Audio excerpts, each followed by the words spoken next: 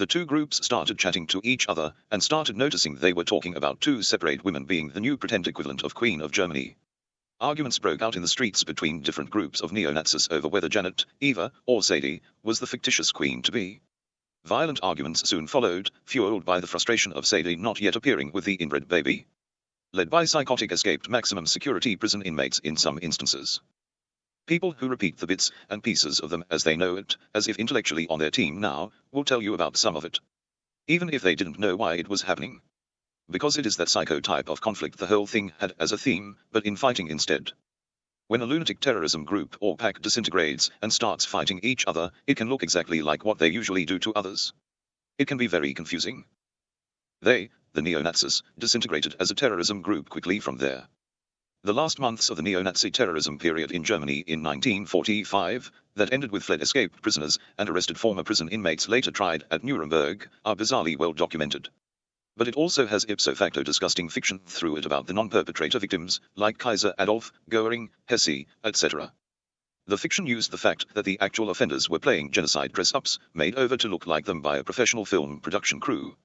In some cases, the escaped prison psychos had individual victims like Hermann Goering's identity documents on their person, in their authentic costume. Two things were certain. Hermann Goering, a close friend and colleague of Kaiser Adolf, and Prince Sebastian Habsburg, who was Kaiser Adolf's official royal consort when he was abducted, were both being tortured in Dachau prison by former inmates that escaped the jail in December 1943. They already knew each other personally. They were adamant the former inmate coordinating the torture, whilst dressed up to look like Goering, wasn't Hermann, as Hermann was in the Dachau jail disfigured in the face beyond recognition. Wearing only thermal underwear. There were revolting incidents of former maximum security prison inmates arguing to the death over the conflicting details they had worked on separately, after some of them went to Berlin in November 1943 to see Sadie and the inbred baby, who both never arrived.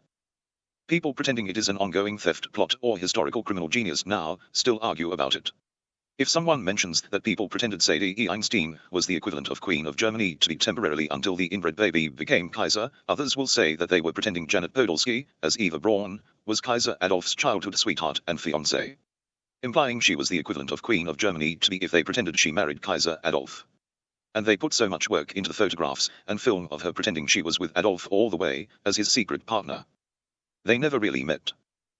As mentioned earlier, after the NZ-born female shot Janet, Eva Braun, dead, she was then shot dead herself by onlookers who saw what she was pretending to do to Janet's body.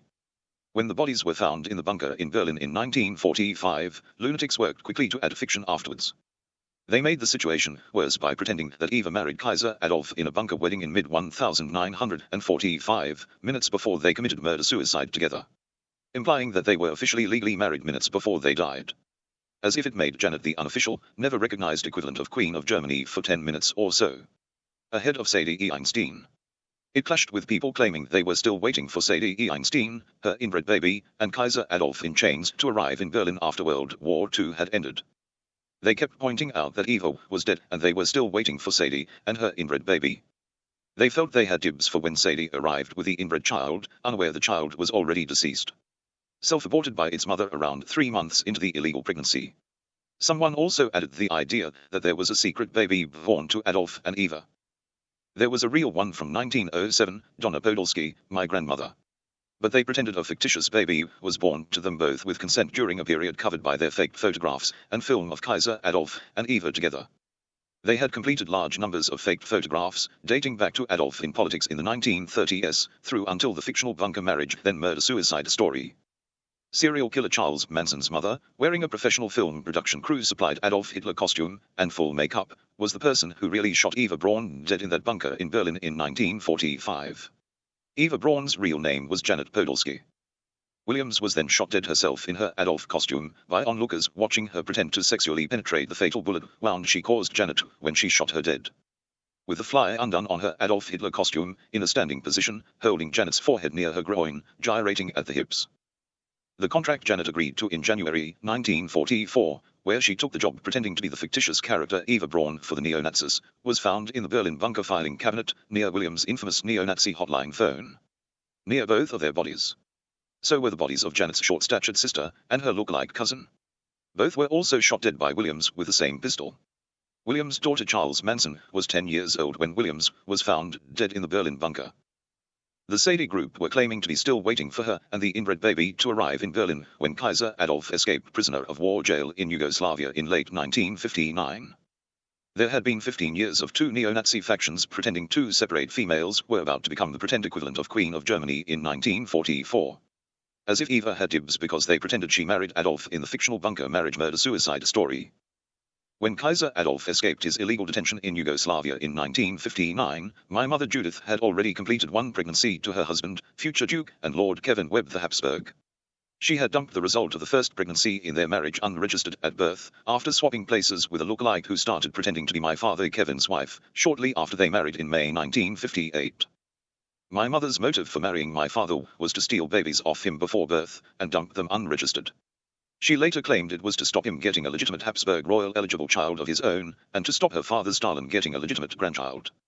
I was the only legitimate child my married parents had together, that was registered to them both at birth, and went home in their custody, literally. That potentially technically eligible under the Hohenzollern monarchy great-grandchild rule child became a reality in January 1972, when I was born. Kaiser Adolf was interrogated by Italian authorities during 1960, where he repeatedly told the truth about the whole thing. In some cases to people who were pretending to be still waiting for Sadie and her inbred baby, as if it grew up on the other side of the bars to Kaiser Adolf and was 13 when he escaped.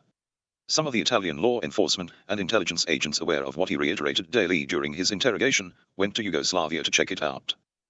When they found Sadie and interviewed her, she admitted for the first time to anyone outside the jail that the baby miscarried in April 1944, and they decided not to tell anyone about it. They slaughtered her on the spot at the end of the interview, and buried her in prison Governor Joe's backyard, cut up into unrecognizably small pieces. They were never seen again in Italy. Sadie Einstein versus Janet Eva Braun Podolski. Who really was the pretend new equivalent of Queen of Germany to be in 1944? Neither. Lunatic Italians cleaned up the Adolf Hitler costumed body of the 27-ish-year-old New Zealand-born genocidal maniac, Isabelle Fritz Williams. They froze her entire body in a clear ice block, with her eyes open and her fatal wounds concealed by makeup, including royal monogram armbands in her costume, like a macabre souvenir or keepsake, and they were impressed with their efforts regarding the clear ice. The viewable frozen corpse of Charles Manson's mother was eventually sold to people from the town of Geelong, Australia, after World War II. They moved it to Geelong and put it in a freezer. It was available for viewing with permission, through a receptacle with a viewing window. Bizarrely enough, it was there until 2021. After around 75 years in a freezer room in Geelong, Australia. It was finally confiscated, thawed, and dumped in a biological waste landfill as an illegally stored cadaver in early 2021.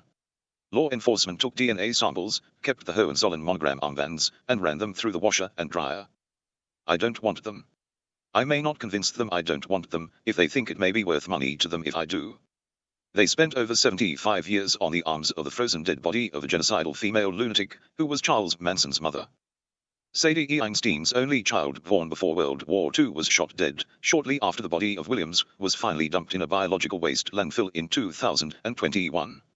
Sadie's daughter had excitedly bragged about how many people her uncle Albert E. Einstein abducted, disabled, tortured, and murdered, for the information in all the books he released under his name, as if he was a physicist philosopher. She did so whilst waving her arm through the air at a bookcase full of them. Someone shot her dead shortly afterwards. Wherever she was.